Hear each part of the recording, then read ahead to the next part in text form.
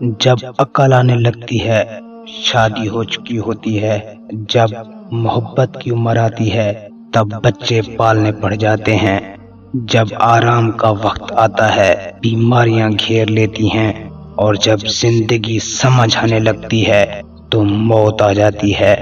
یہ ہے محبت کی عمر۔ میں نے ان پڑھ لوگوں کو بیوی کو اپنے گھر کی ملکہ بناتے دیکھا ہے، اور میں نے اعلیٰ تعلیم یافتہ ڈگری ہولڈرز کو بیوی کو مارتے اور چھوڑتے دیکھا ہے۔ تعلیم شعور نہیں دیتی، شعور تربیت سے ملتا ہے۔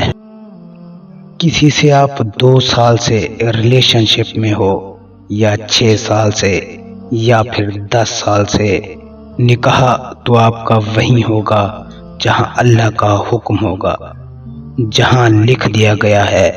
اپنی مرضی سے غلط راستوں سے اپنے ہم سفر ڈھونڈنے کے چکر میں آپ صرف اپنا کردار اور قیامت والے دن کا اعمال نامہ داغدار کر رہے ہیں۔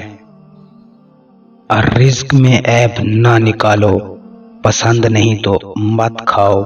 جو نعمتیں اللہ نے دی ہیں ان پر اللہ کا شکر ادا کرو، کیونکہ بہت سوں کو یہ بھی نصیب نہیں ہے۔